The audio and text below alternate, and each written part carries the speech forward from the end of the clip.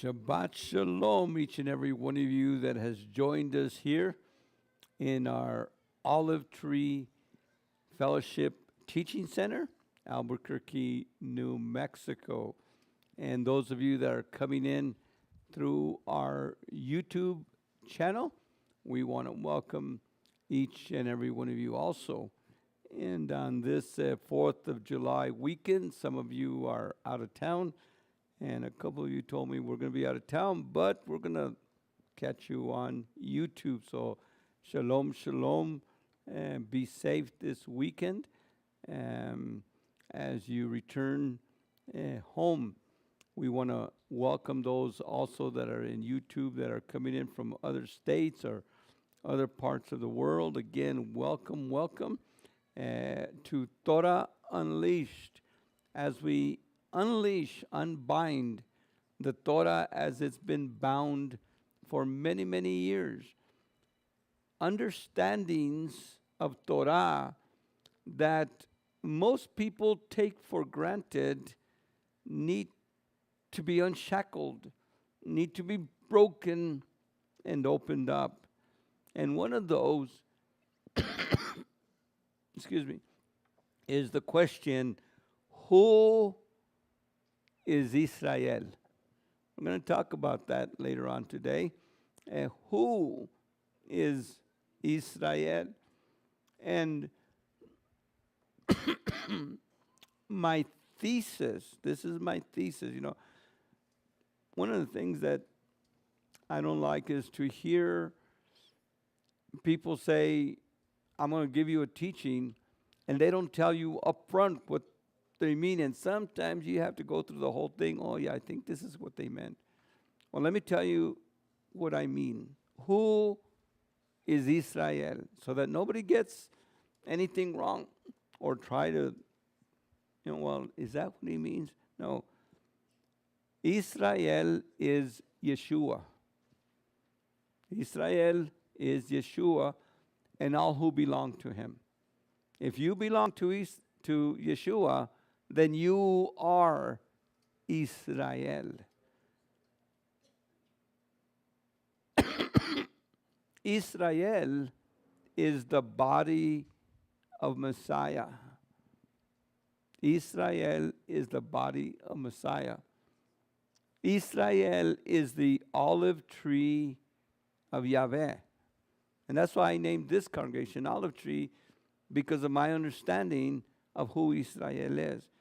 And I want to bring this out.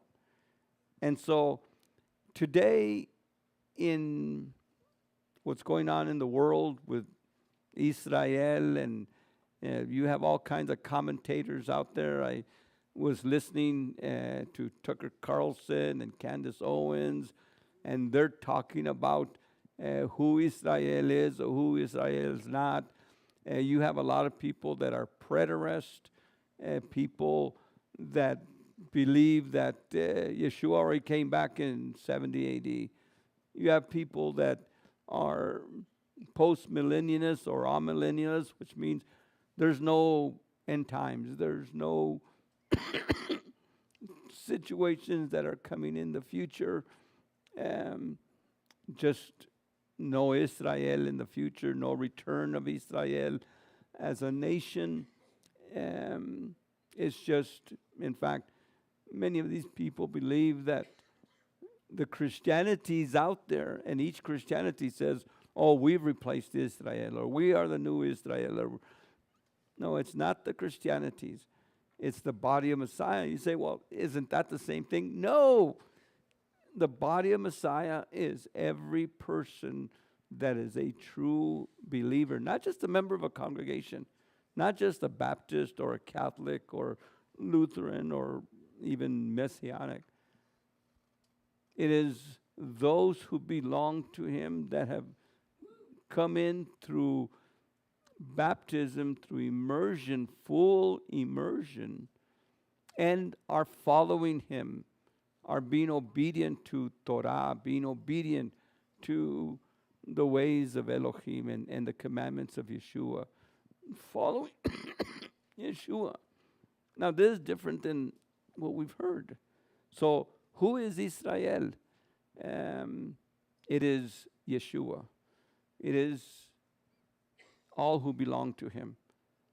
The body Messiah, the olive tree of Israel. Keep that in your mind this morning. Well, today we are in number 39, Chukkat. Everybody say with me, Chukkat.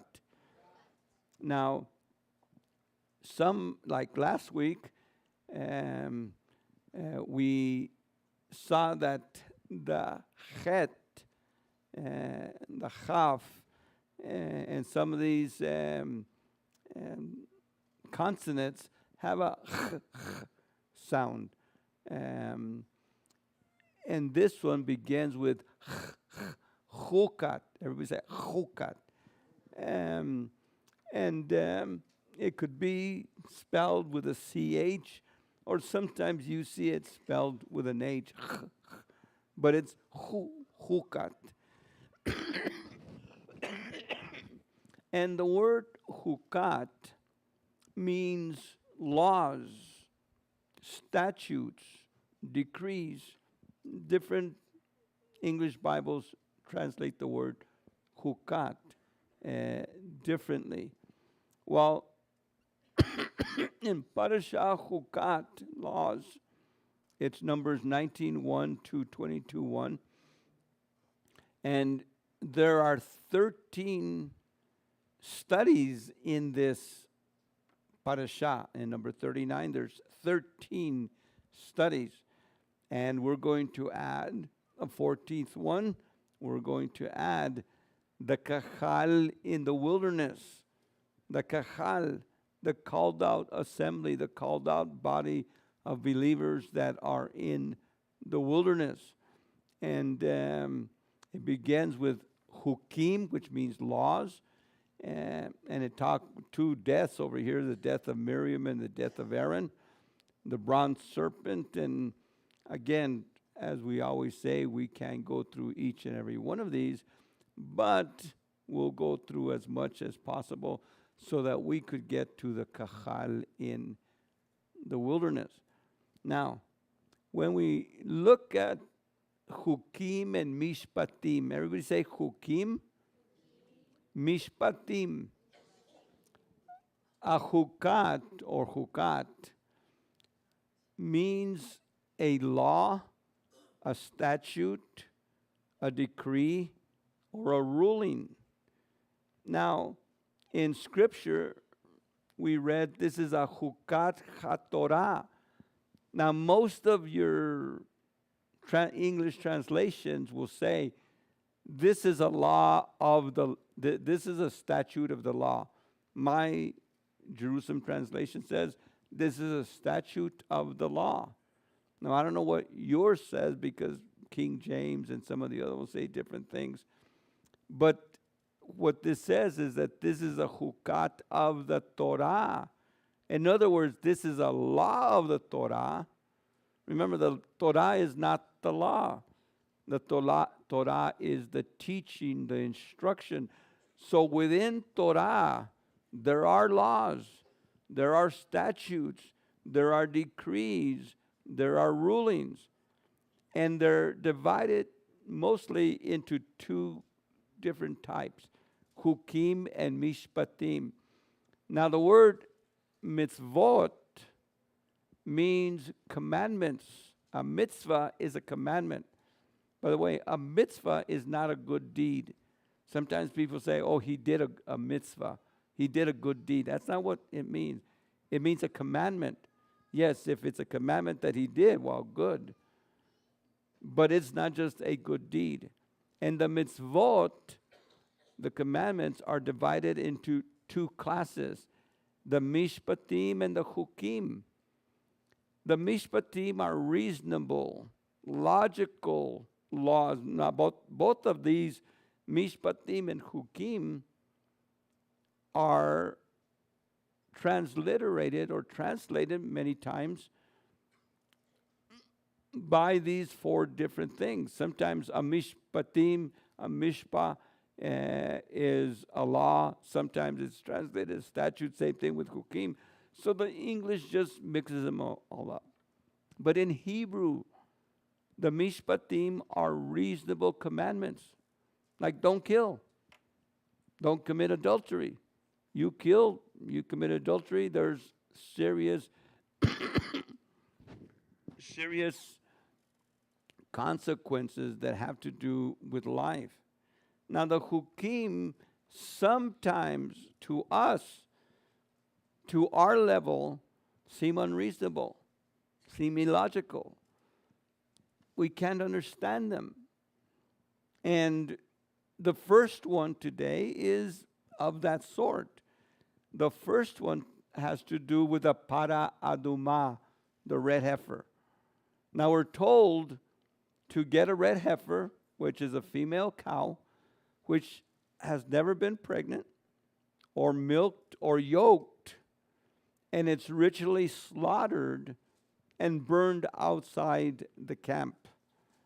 The ashes were used for ritual purification of tamuat hamet, which means the impurity of the dead. So if you touch a dead body, how do you cleanse yourself from a dead body? Well, they would get this female cow, they'd slaughter it, burn it. The ashes would be mixed with cedar wood, with hyssop, with wool dyed scarlet, and these are added to the fire, and the remaining ashes are placed in a vessel containing pure water. Mayim chaim, running water. Now all these are mixed together and in the vessel, and then when someone incurs, you touch a dead body, then you get some of this, quote, holy water, and you sprinkle it on the person, and the person becomes clean. That's kind of unreasonable. How does that make the person clean if he's touched a dead body? It doesn't make sense. Well, it's a hukim. And all hukim, you do them. There are commandments that you do whether you know why or not why. A mishpatim, you'll always know why. It's very reasonable. You know why you shouldn't kill. You know why you shouldn't commit adultery. You know why you shouldn't steal. You know why you should do this or not do this. With a hukim, these commandments, sometimes they say, well, I don't get the point. Now, they all have points. They all have reasons. But some of those reasons we won't know now. We'll know later on. Remember what the Torah says. The revealed things belong to us and our children. The unrevealed things belong to Adonai. The secret things belong to Adonai. So think of this. Is this magic? No, this isn't magic. Is this some kind of a ritual that if you do it, you'll incur holiness? No, you won't incur extra holiness. You'll just be ritually clean. Again, this has nothing to do with cooties or or with being impure in the sense of dirt or anything. It's just a ritual. It's kind of hard to understand. That's why it's a hook. That's why it is a unreasonable understanding of this. Now, in the wilderness, it was to the east of the entrance of the tent of meeting. Once we got our temple, Solomon's temple, and in this case, actual aerial photograph of the Temple Mount, you notice that here is where the temple was. And by the way, this is where the eastern gate is.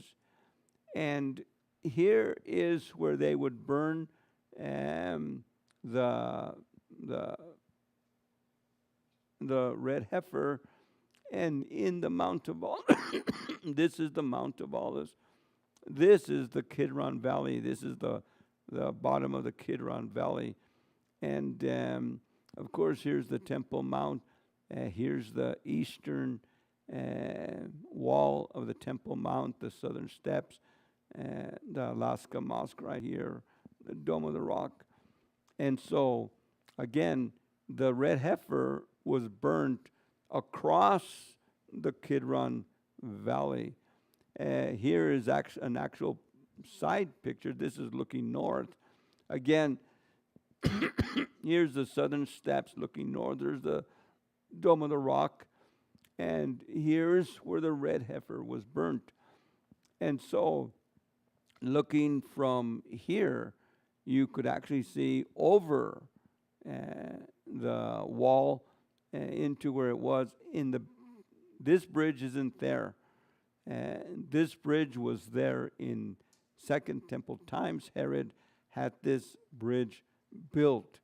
You could actually see the basis of this bridge in the Kidron Valley, and we've examined those bases several times, but this bridge isn't there. It's just imposed for the sake of illustration only. And this is the Silwan village today. And of course, the Kidron Valley goes from here, comes down here through Silwan and the city of David. right there. This is called Mount Scopus. It's part of the Hebrew University today, and other buildings, national buildings. Mount Scopus, and of course the Mount of and further to the right would be where Yeshua, the Garden of Gethsemane, and where here's the Garden of Gethsemane, and where Seven Arches Hotel, and where Yeshua rose from, ascended into heaven. So that is all in that area right there. Here's kind of a causeway. Here's where the temple is, and here's was this causeway across the Kidron Valley, and here's where the calf, the red heifer, would be burnt. Again, this is the Mount of Olives, and it would go over here to what is now called the Eastern Gate. Now, there's a lot of misunderstanding on this Eastern Gate. This is not the Eastern Gate of the temple. This is the Eastern Gate of the Temple Mount. The Eastern Gate of the temple, inside the Temple Mount, is the gate that says that Messiah passed through that and nobody will pass. That's in Ezekiel's temple. Not now. They read Ezekiel 40 to 45 wrong, especially the Muslims. What the Muslims have done is they have, this is,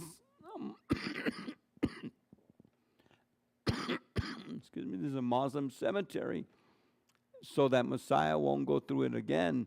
They built a cemetery so that he won't go over dead bodies.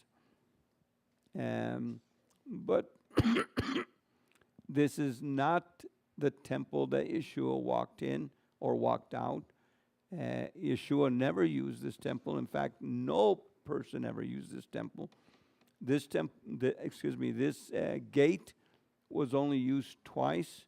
And number one, once a year, to get the goats being sent to Azazel. It would go out this gate, across the causeway, and then be taken into the wilderness. And the other time was when the red heifer would be burnt. This was a Levitical gate, only for Levitical purposes, for the red heifer and for the Azazel goat. It was never used by anyone, especially Messiah, or the apostles, or Yeshua did not come through this gate. And he's not going to come through this gate when he comes back, he's going to land on the Mount of Olives. His foot's going to land on the Mount of Olives. And when he comes into the Temple Mount, it doesn't say what gate he's going to use into the Temple Mount, but he will use the eastern gate into the temple complex of Ezekiel. So read Ezekiel 40 to 45 to get more information on that. Now, the waters of Nidah, these waters are waters of separation, waters of purification. They separate you from the unclean. They're ritual purification. Again, not purification from uncleanness that has to do with dirt or anything like that. And when you touch a dead body, and after tahara. Now, this is what's important. Like today, we're going to be talking about the death of Miriam and the death of Aaron, two of the people in Scripture that have to do with Moses, his brother and sister. In today's parasha, pass away, they die. And so one of the things that was always done is purification of the person that has died. The purification of the person that has died was always done by family members and close friends. Now, in our congregation here, we still do the ritual purification. We still do the tahara. Here, we've been doing it for many years. We've done many of them. And so we get the met, and the met is the corpse of the person that has gone home to be with Adonai.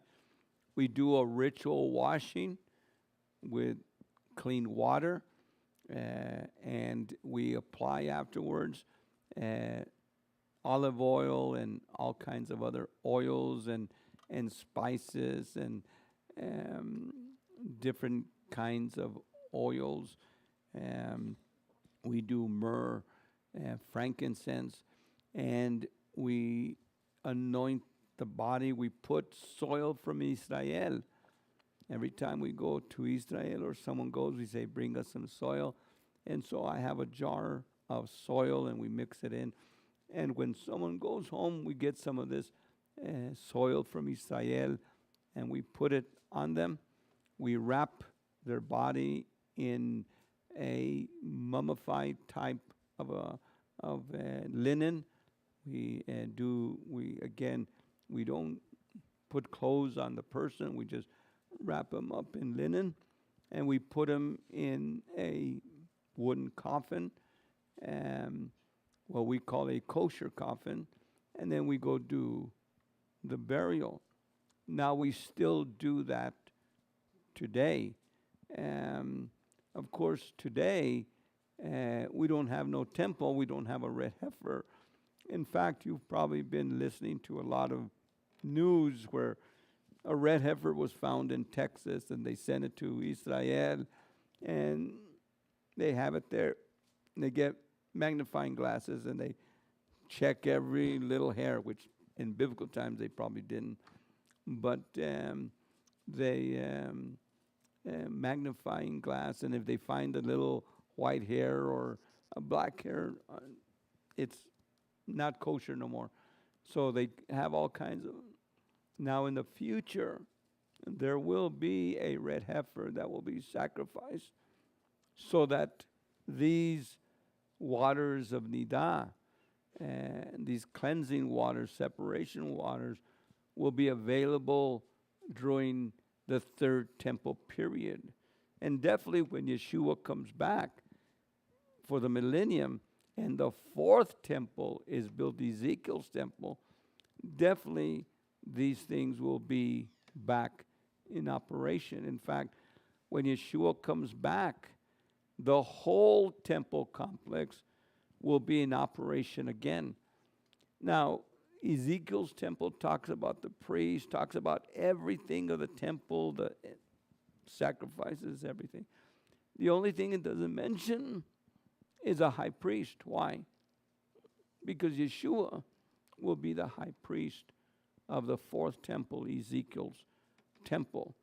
And so after Tahara, the persons that are performed the Tahara are ritually sprinkled again so that they could be cleansed, of course. And this is ritual. This does not bring any kind of cleansing or taking away. This has nothing to do with sin. Now, Numbers 20, verse 1, is the end of the 40 years of wilderness wanderings. Then came the children of Israel, even the whole congregation, the whole Edah, into the desert of Zin. In the first month, the people abode in Kadesh, and Miriam died there and was buried there. So, after 40 years of wandering, they're in Kadesh again, Kadesh Barnea. Now, what's interesting is last week, the 40 years started. This week, the 40 years ended. Now, when people read the Torah, Genesis to Deuteronomy, everybody has this idea that it is completely chronological from Exodus 1 to Deuteronomy, at the end of Deuteronomy, that it is completely chronological. This is not so. Yes, you do have a chronological sequence, but in last week's parasha, it ended. The 40 years started. In today's parasha, the 40 years ended. What happened for the 40 years? We don't know. We do not have any history of what happened. They came up, remember, they sent the envoys into Israel to spy out the land. They came back and they said, there's giants, we can't go there. And so that was from Kadesh Barnea. And then the next thing we have here is today, they're in Kadesh Barnea, 40 years later. There's two possibilities. Number one, that they stayed in the Kadesh Barnea area. They stayed in this area for all this time. Or another possibility is that they actually did go out into the wilderness, and I don't know if you've ever seen ants. Have you ever gone to an ant thing? Have you ever figured them out? It's like, you say, don't they know where they're going? They're just going around in circles many times. And were they going around in circles? I don't know. Were they in Kadesh Barnea for 40 years? Nobody knows. We cannot figure it out. And so most of us are of the persuasion that, yes, they were in Kadesh Barnea, at least in that area for 40 years. In the Kadesh Barnea, which is southern Israel today, part of Israel today, in what we call the southern Negev. So they were there for 40 years. What were they doing in those 40 years? We don't know. Were they settled? Maybe they moved once or twice. I don't know. We don't have that indication. Next week, we're going to learn and go through all the different places that they stopped and left. So it's a mystery. We don't know. But today, in this point, the discipline expires. They're not disciplined 1 day, 1 year for a day of going out there into Israel, and for 40 days they spied out the land. And because they did not, they came with a bad report. Yeah, two of them came with a good one, but the majority came with a bad report. So Adonai brought judgment on the whole of Israel because of this. So now, from today onward, we hit the last lap from Kadesh Barnea into Moab, and as they are getting ready now to cross into the promised land. So the Exodus occurs here, and then in the third month they arrive in Sinai. So journey number one is Egypt to Sinai, and it took 3 months, if you remember.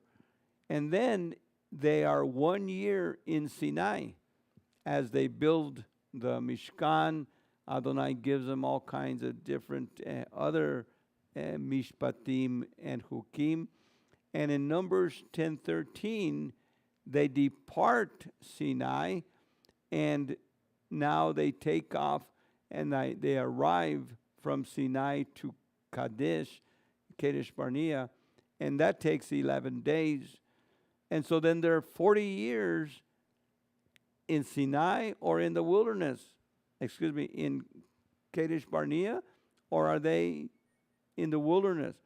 Now, some people actually say there's a Kadesh and a Kadesh Barnea.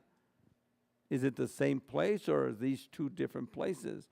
Again, the text doesn't give us too much information.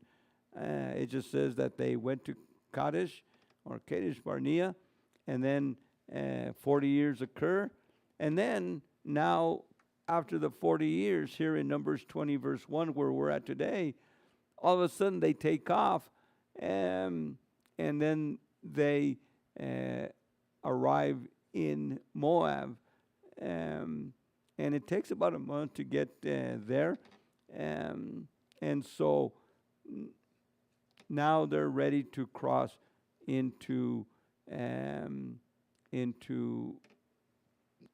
with Joshua into Israel. Now, this is what we call the Kehillah in the wilderness.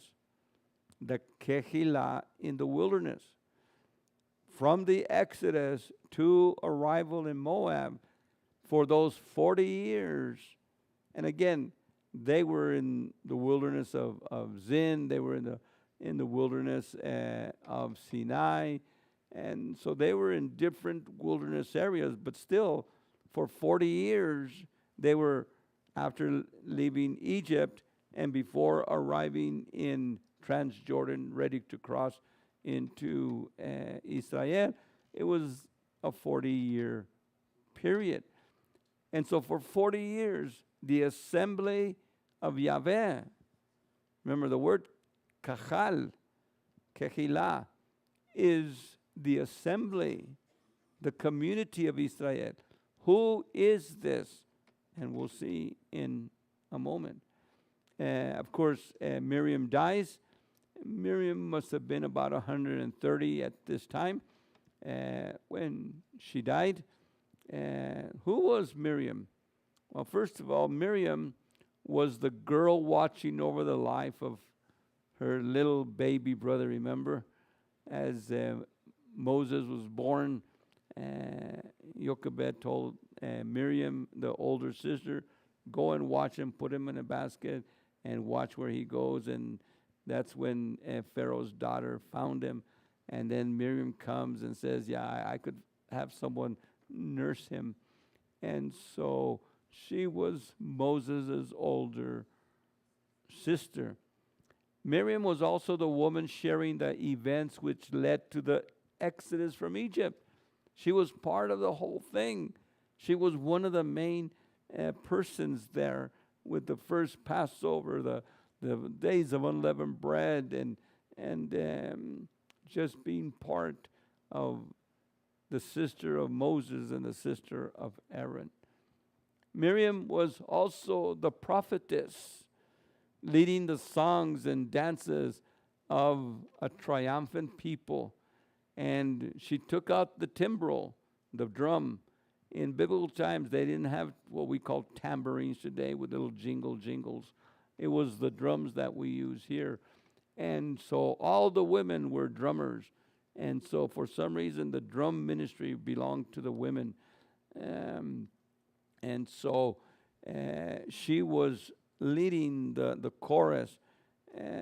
Horse and rider he's thrown into the sea, and dancing with the daughters of Israel, proclaiming the triumph of victory over Pharaoh. She was the envious woman, remember?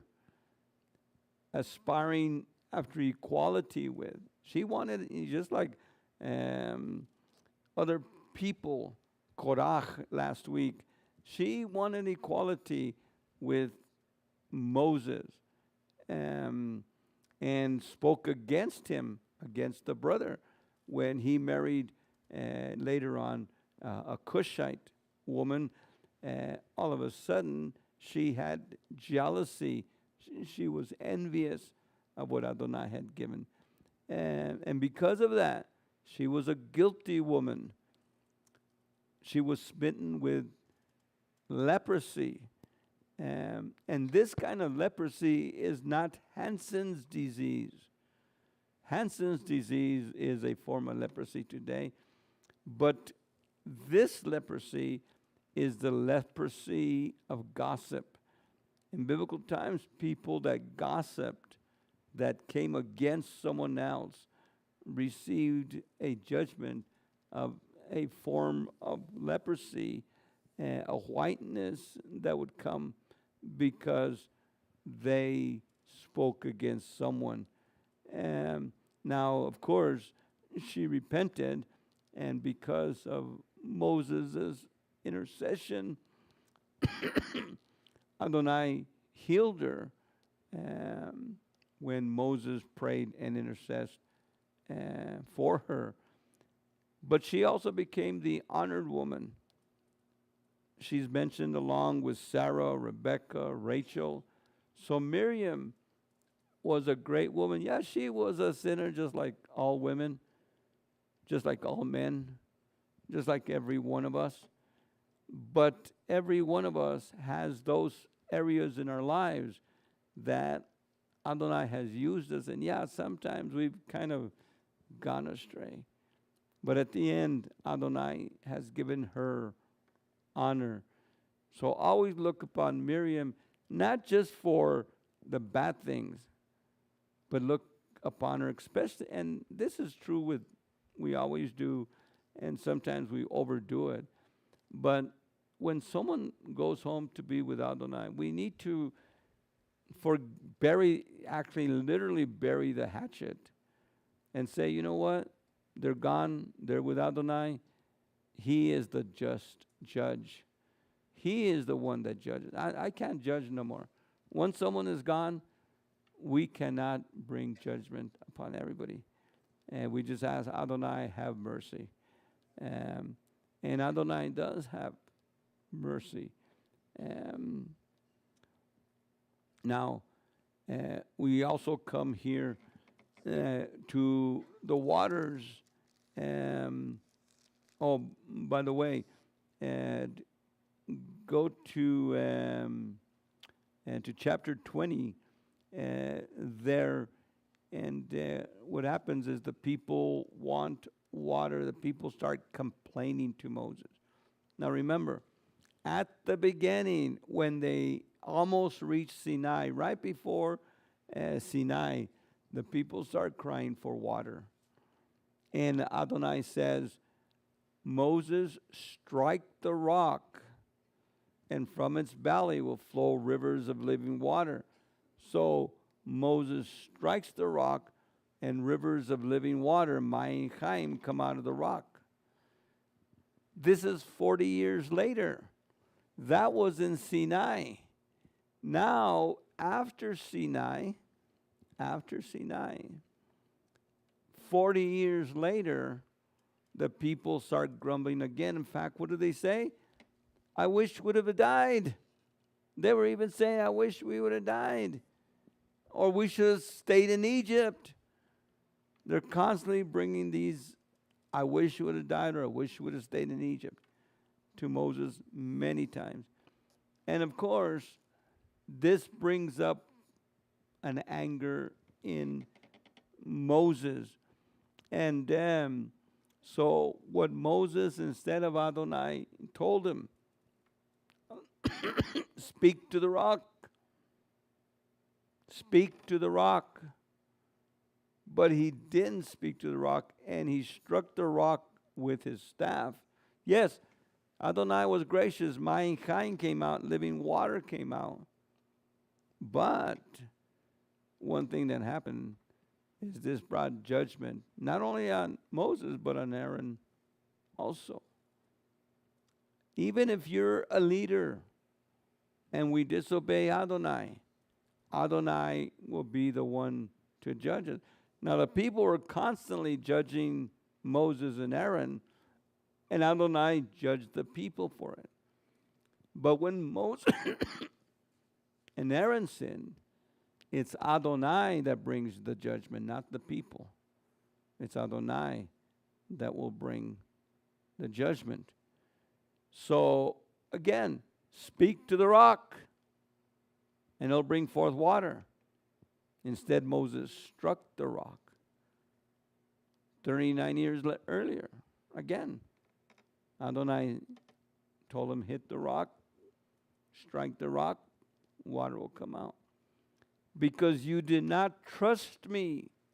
Think of this. Adonai says, because you did not trust me enough to honor me as kadosh, as holy, as set apart in the sight of Israel, you will not bring this community into the land I gave them. Moses was actually supposed to cross over with Israel, the Jordan, come into Jericho and conquer the land. That was Moses' job. But because of his disobedience here, because he listened to the people, because he let the people get him frustrated and angry, because the people were crying out, Adonai brought judgment on him and Aaron. By the way, a lot of people are saying this rock, that rock. There's a rock over here, there's a rock over there. 1 Corinthians 10:4 says, and they all drank from the same spiritual drink. The Mayim Chaim that they were drinking, it wasn't just physical water. Just like the bread that they were eating wasn't bread. It was manna. It was bread from heaven. Adonai gave him a bread that was not of this earth. Adonai gave him a drink that was not of this earth. It was a spiritual drink.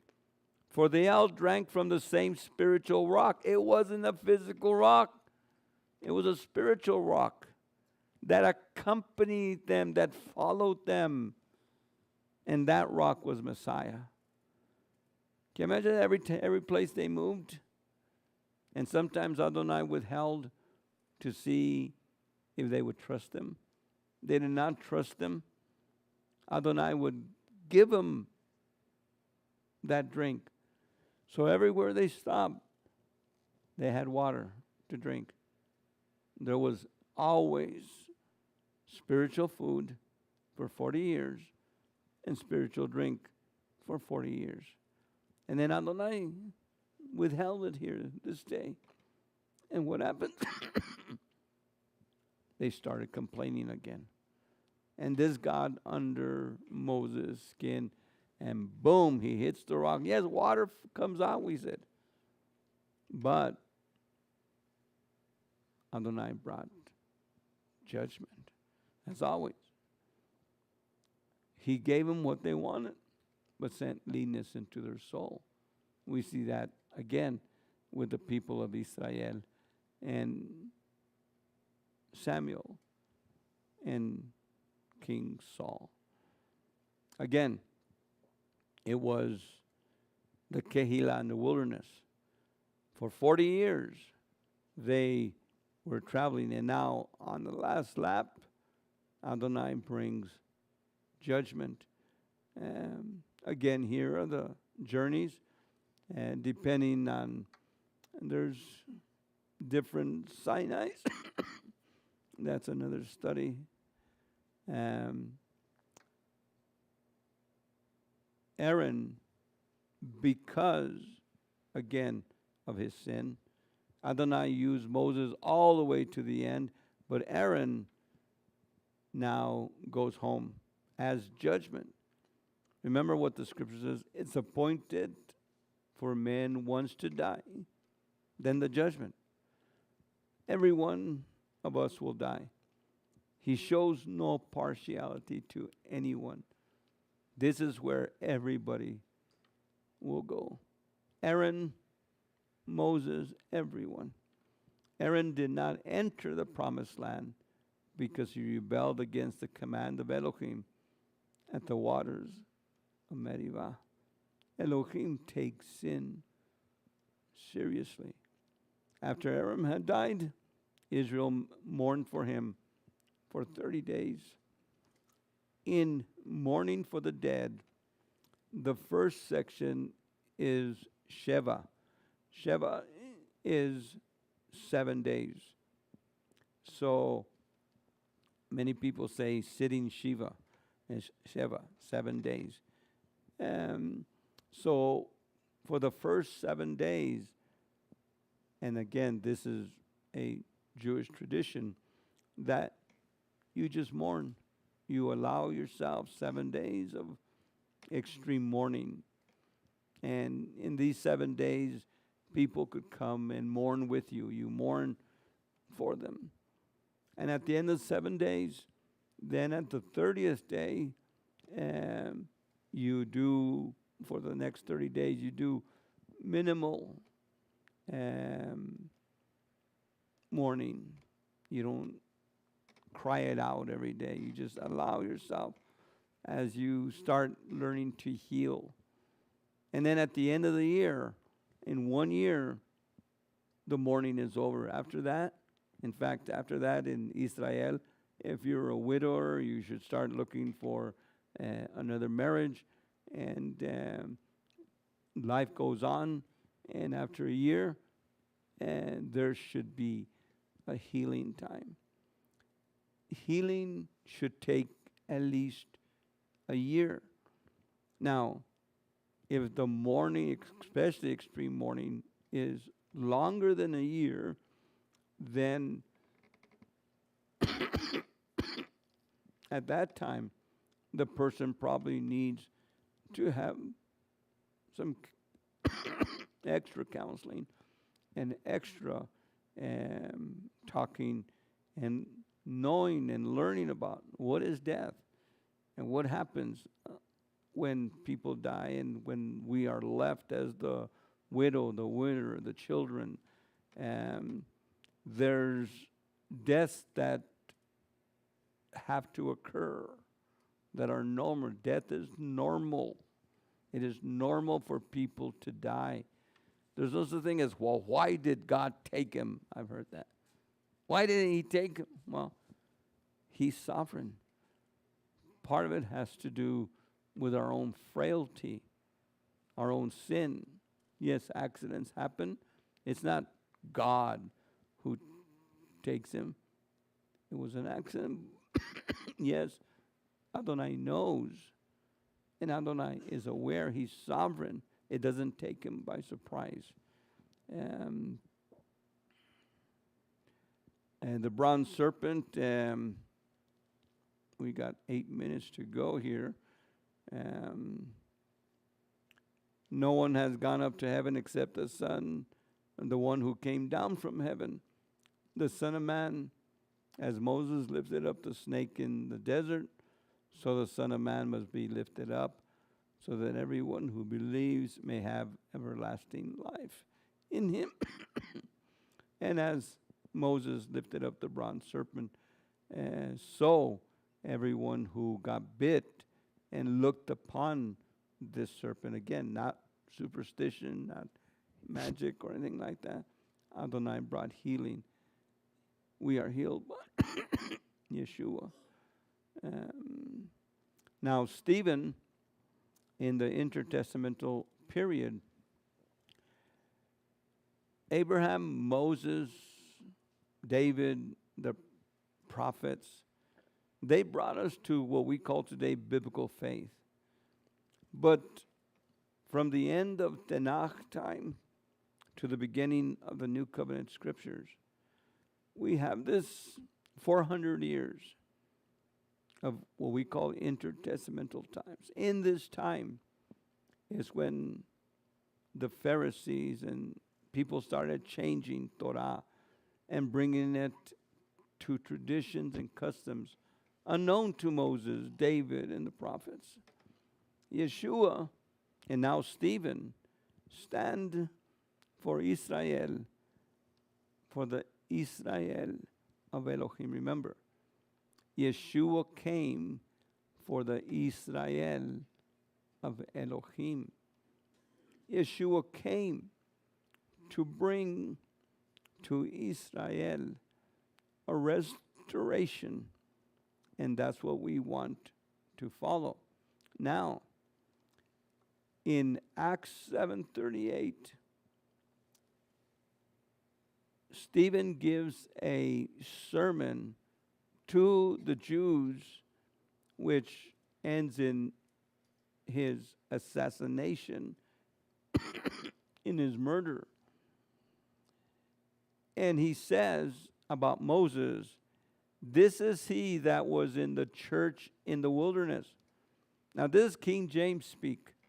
The King James uses the word, this is he, Moses, that was in the church in the wilderness. Now here's one of my problems with King James. It uses this word, church in the wilderness. But why doesn't it use this word, King James, in the Torah and the rest of the Tanakh? Now, the Greek says justos estin genomenos and ecclesia. See this word here, ecclesia?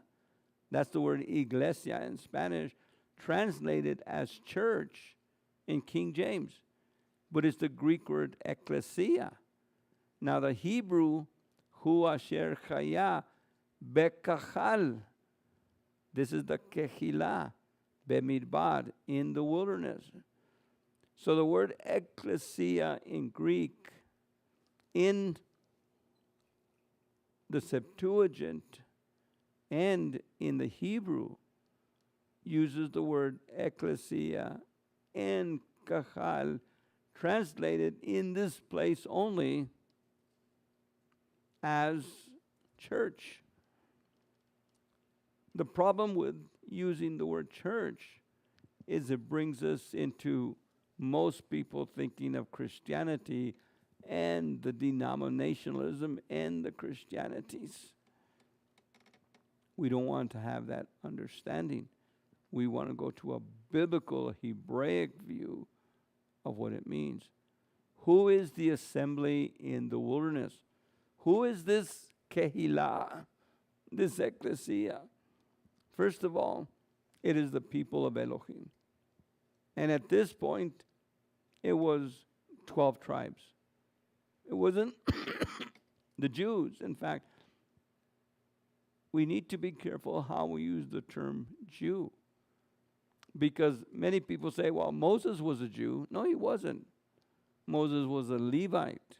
David was a Jew. No, he wasn't. Yeah, yes, he was. He was from Judah. The prophet was a Jew. No, he wasn't. He was from the northern tribes. Saul of Tarsus and King Saul both were Benjaminites. They were from Benjamin. So all the 12 tribes are the people of Elohim in the wilderness. But there's some clarification. Who were they? The natural sons of Yaakov, whose name was changed to Israel, walking in the righteousness of grace through faith. You have to walk in grace through faith. Remember, how was Abraham saved? By faith. How did he become righteous? By faith. It's always grace to faith. It's always Adonai reaching his hand of grace down and us raising our hand of faith up. And when both clasp, that's salvation. The assembly in the wilderness was those that by grace through faith received, obeyed, followed Adonai and Moses. The majority of them died. They became reprobates. They became apostates. The ground swallowed them. They died. The whole community died because of unbelief.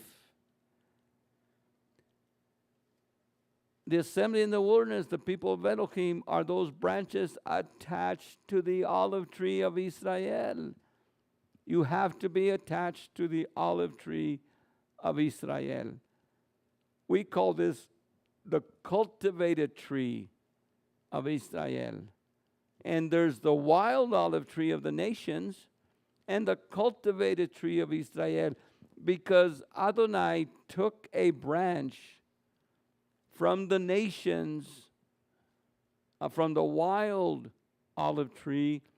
Adonai cut a branch, and he, as it says, as Paul says, by a miracle, contrary to nature, he planted it in Canaan, and this became Abraham. And Abraham, Isaac, Jacob, the 12, became the new cultivated by Adonai tree of Israel. That's this tree.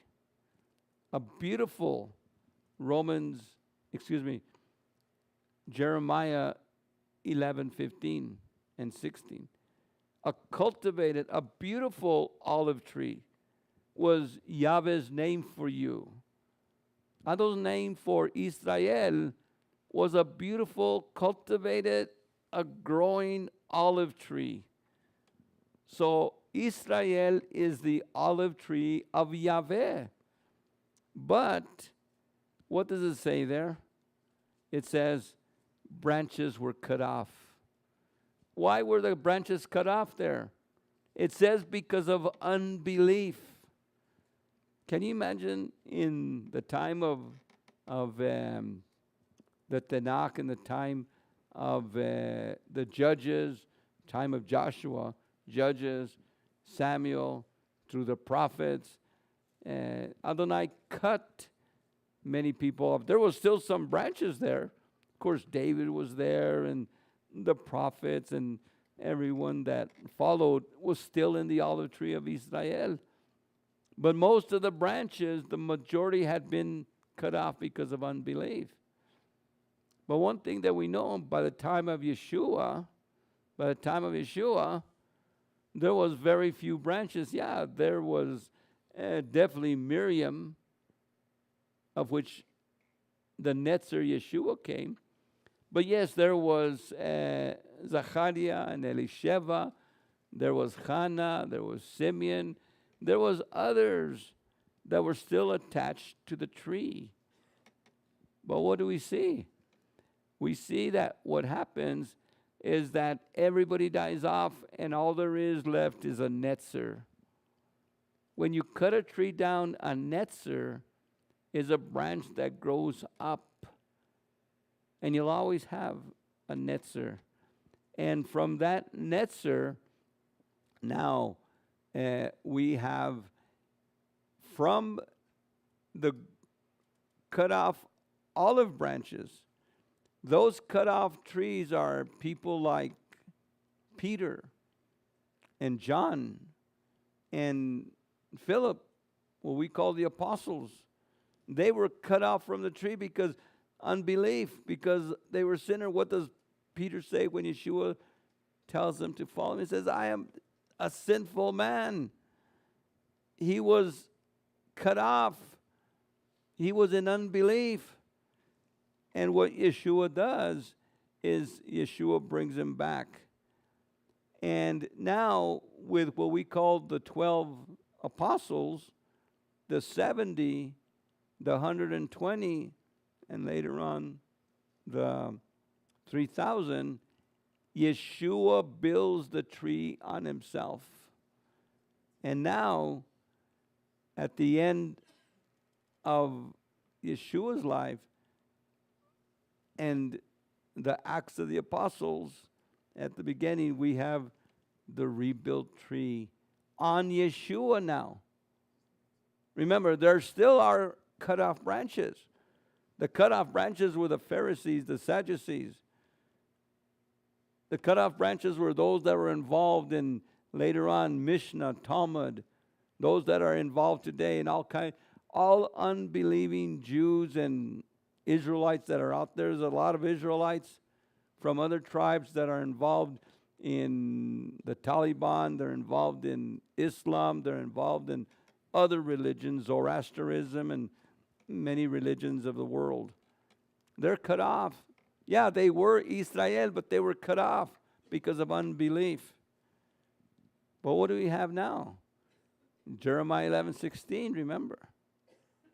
Now these trees, these branches were cut off. This is what we need to look at. They were cut off because of unbelief. They are no longer part of the tree. But then the netzer grows out, the branch. A netzer shall come from Yesi. We saw this last week. And then there is a regrafting of people that repent. Peter, in fact, Paul, all the apostles, they're regrafted into the tree. And this is what Yeshua says, I will rebuild my Kehillah. What Kehillah? The Kehillah in the wilderness. Who's the one that led the Kehillah in the wilderness? It was Yeshua. Yeshua was there from the beginning. He was the messenger that went before them. He was everything for Israel in the wilderness. This is the Kehillah of Yeshua. Now the Messianic Apostolic olive tree from Romans 11:15, we see that there are still, even to this day, Jewish people, especially from Judah, that are being regrafted back into the olive tree of Israel. But then we see people from the wild olive tree, from the nations, that are being grafted into the tree so that there's only one tree made up of those that had been cut off and the wild olive tree that have been brought together to form, as we're going to see, the one new man. Who is the true Israel of Yahweh? The people of Elohim. Anyone who's a people of Elohim is the true Israel. It's the natural sons of Yaakov, Israel, walking in the righteousness of grace through faith in Yeshua. If you're not walking in Yeshua, Yeshua says, I am the way, the truth, and life. No one comes to the Father except by me. You might be racially Jewish, but without Yeshua, you are still part of the dead branches. You are not part of the olive tree of Yahweh. Those in the nations who are walking in the righteousness of grace through faith in Yeshua. Not because you're a Jew, or now not because you're a Gentile, but we have to be walking in righteousness by grace through faith, not by our own righteousness, but righteousness by grace through the imputed righteousness. He who knew no sin became sin, so that we who knew no righteousness might become the righteousness of Elohim. Branches that are attached to the olive tree of Israel are the real Israel. So that's why Paul says, not all Israel is Israel.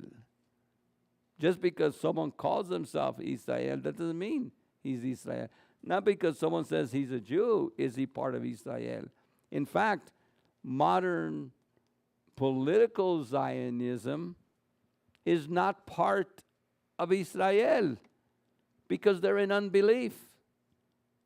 Zionist, and again, political Zionist Israel are cut off branches. They're in that stack of branches that in Jeremiah 11:15 says they're going to be burnt. They're going to be goners. They're not part of Israel. Because no one who is a non-believer, you have to believe in Yeshua. To be a son of Abraham is not by physical descent, it's by the promise. It is the promise that makes us sons of Abraham, not physical descent, we are told. And so it's important for us to see this. Who is not the true Israel of Yahweh? The natural sons of Yaakov, not walking in the righteousness of grace through faith. Those of the nations not walking in the righteousness of grace through faith through Yeshua. Branches cut off the olive tree of Israel because of unbelief. Which means that anyone who is secular, anyone who is atheist, anyone who of Israel that might be Buddhist or anything else, not following Yeshua is cut off. That's why I tell people sometimes, be careful, because the cut off branches do not have the Ruach. The Ruach is in the cultivated olive tree, not in the cut off branches. So why listen to people that don't have the Spirit? It is the body of Messiah following the Ruach that we need to listen to. And so we pray. I pray daily for the peace of Jerusalem. I pray that Israel becomes followers of Yeshua. I pray for my Jewish brothers that they become followers of Yeshua, because without Yeshua, there is no salvation. And that, I hope that makes it pretty clear, because there's a lot of people, again, today it seems like all these people are fighting back and forth and they don't even know what they're talking about. I saw that interview between Tucker and one of the senators and Ted Cruz. And to me, they were just talking over each other, not hitting these points that need to be hit. And remember, when it says, in you, Abraham, whoever blesses Abraham, Adonai will bless. Whoever curses Abraham, Adonai is going to curse. That's Abraham and his seed. And who is the seed? The seed is not all Israel. The seed is not the Jews. The seed is Yeshua and all those who belong to Yeshua. So if someone curses us, they're going to be cursed. If someone blesses us, they will be blessed as a believer. And the same thing with Yeshua, because remember, you have Yeshua and you're baptized into Yeshua, then you are his and part of his. Let's stand. Father, I thank you for the opportunity that we have to be here. And we pray, Father, that your Ruach HaKodesh might allow us to understand the true significance of Israel. Not what the Christianities say, not what the Judaism say, not what political commentators or political peoples say. It's what your word says. It's what it brings out from a Mosaic, Messianic, and apostolic perspective, which is biblical. Yeverechecha Yahweh vayishmerecha. Ayir Yahweh panav elecha v'chunecha. Asa Yahweh panav elecha vayasem lecha. Shalom. May Yahweh bless you and keep you. May Yahweh make his face shine upon you, be gracious unto you. May Yahweh lift up the light of his countenance upon you and give you his peace. Shalom, shalom. Thank you. Shalom, shalom. Welcome to Olive Tree Fellowship and Torah Unleashed Ministries. Thank you for joining us on our channel. If you have enjoyed this teaching and would like to see more, please like and subscribe to our YouTube channel. Don't forget to click the notification bell so that you can be notified when we have new videos. If you would like to support Olive Tree Fellowship and Torah Unleashed Ministries, please visit us at olivetreefellowship.com or TorahUnleashed.org. We thank you for your past support and hope to continue with you. Shalom, shalom. Have a good day. Shalom, shalom y bienvenidos a Olive Tree y a la Torah Desatada. Les doy gracias a ustedes y a Adonai por su apoyo que nos han dado aquí. Y si quieren continuar a hacer una donación, pueden ir aquí en TorahUnleashed.org o en olivetreefellowship.com y ahí pueden dar una donación. Su apoyo, su ayuda es importante en estos días. Shalom, shalom.